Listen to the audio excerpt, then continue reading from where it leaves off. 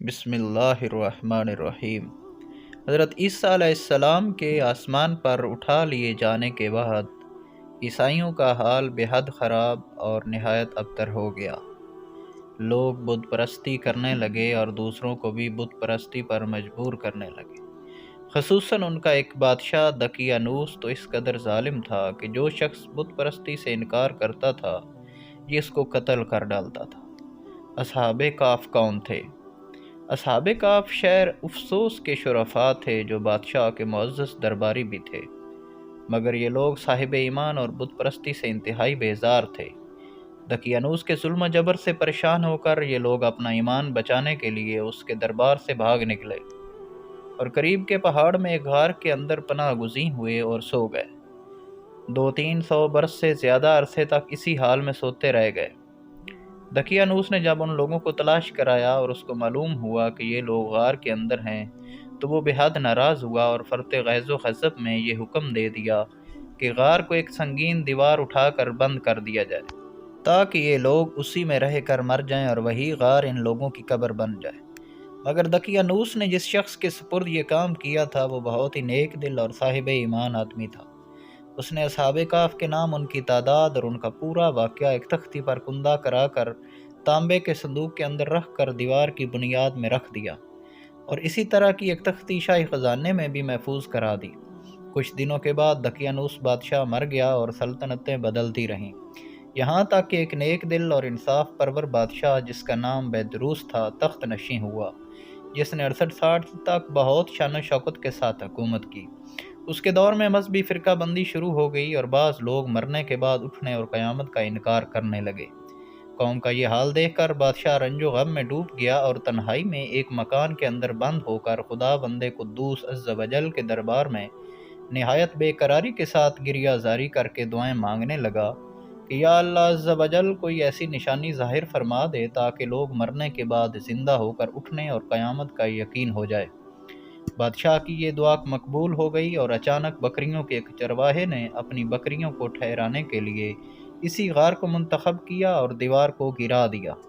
دیوار گرتے ہی لوگوں پر ایسی ہیبت و دہشت سوار ہو گئی کہ دیوار گرانے والے لرزہ بر اندام ہو کر وہاں سے بھاگ گئے اور اصحاب کہف بحکم الہی اپنی نیند سے بیدار ہو کر اٹھ بیٹھے اور ایک دوسرے سے سلام و کلام میں مشغول ہو گئے اور نماز بھی ادا کر لی۔ جب ان لوگوں کو بھوک لگی تو ان لوگوں نے اپنے ایک ساتھی یملیخا سے کہا کہ تم بازار جا کر کچھ کھانا لاؤ اور نہایت خاموشی سے یہ بھی معلوم کرو کہ دقیانوس ہم لوگوں کے بارے میں کیا ارادہ رکھتا ہے۔ یملیخا غار سے نکل کر بازار گئے اور یہ دیکھ کر حیران رہ گئے کہ شہر میں ہر طرف اسلام کا چرچا ہے اور لوگ اعلانیہ حضرت عیسیٰ علیہ السلام کا کلمہ پڑھ رہے ہیں۔ یملیخا یہ منظر دیکھ کر محو حیرت ہو گئے اور الہی یہ ماجرا کیا ہے کہ اس شہر میں تو ایمان و اسلام کا نام لینا بھی جرم تھا، آج یہ انقلاب کہاں سے اور کیوں کر آ گیا؟ پھر یہ ایک نان بائی کی دکان پر کھانا لینے گئے اور دقیانوسی زمانے کا روپیہ دکاندار کو دیا جس کا چلن بند ہو چکا تھا، بلکہ کوئی اس سکہ کا دیکھنے والا بھی باقی نہیں رہ گیا تھا۔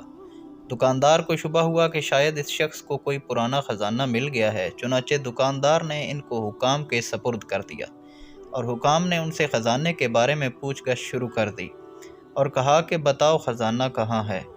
یملیخا نے کہا کہ کوئی خزانہ نہیں ہے، یہ ہمارا ہی روپیہ ہے۔ حکام نے کہا کہ ہم کس طرح مان لیں کہ یہ روپیہ تمہارا ہے؟ یہ سکہ 300 برس پرانا ہے اور برسوں گزر گئے کہ اس سکہ کا چلن بند ہو گیا اور تم ابھی جوان ہو، لہٰذا صاف صاف بتاؤ کہ عقدہ حل ہو جائے۔ یہ سن کر یملیخا نے کہا کہ تم لوگ یہ بتاؤ کہ دقیانوس بادشاہ کا کیا حال ہے؟ حکام نے کہا کہ آج روئے زمین پر اس نام کا کوئی بادشاہ نہیں ہے، ہاں سینکڑوں برس گزرے ہیں کہ اس نام کا ایک بے ایمان بادشاہ گزرا ہے جو بت پرست تھا۔ یملیخا نے کہا کہ ابھی کل ہی تو ہم لوگ اس کے خوف سے اپنے ایمان اور جان کو بچا کر بھاگے ہیں۔ میرے ساتھی قریب ہی ایک غار میں موجود ہیں، تم لوگ میرے ساتھ چلو، میں تم لوگوں کو ان سے ملا دوں۔ چنانچہ حکام اور معاہدین شہر کثیر تعداد میں اس غار کے پاس پہنچے۔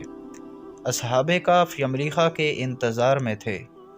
جب ان کی واپسی میں دیر ہوئی تو ان لوگوں نے یہ خیال کر لیا کہ شاید یملیخا گرفتار ہو گئے، اور جب غار کے منہ پر بہت سے آدمیوں کا شور و غوغا ان لوگوں نے سنا تو سمجھ بیٹھے کہ غالباً دقیانوس کی فوج ہماری گرفتاری کے لیے آن پہنچی ہے۔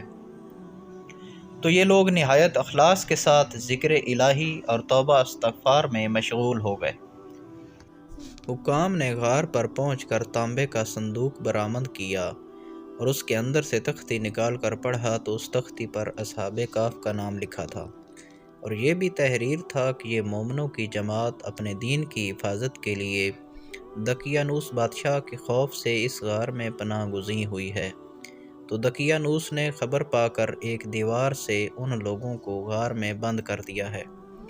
ہم یہ حال اس لیے لکھتے ہیں کہ جب کبھی بھی یہ غار کھلے تو لوگ اصحاب کہف کے حال پر مطلع ہو جائیں۔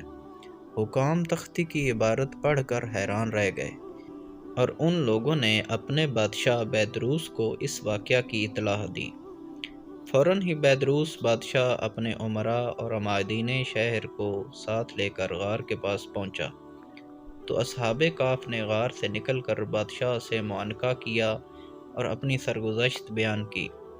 بیدروس بادشاہ سجدہ میں گر کر خدا بند قدوس کا شکر ادا کرنے لگا کہ میری دعا قبول ہو گئی، اور اللہ تعالیٰ نے ایسی نشانی ظاہر کر دی جس سے موت کے بعد زندہ ہو کر اٹھنے کا ہر شخص کو یقین ہو گیا۔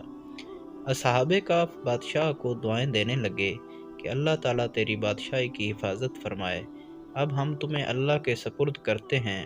پھر اصحاب کہف نے السلام علیکم کہا اور غار کے اندر چلے گئے اور سو گئے، اور اسی حالت میں اللہ تعالیٰ نے ان لوگوں کو وفات دے دی۔ تو امید ہے دوستو آپ کو یہ تحریر پسند آئی ہوگی۔ اگر یہ تحریر پسند آئی ہے تو ہمارے چینل جی کے وائس کو سبسکرائب کر دیں۔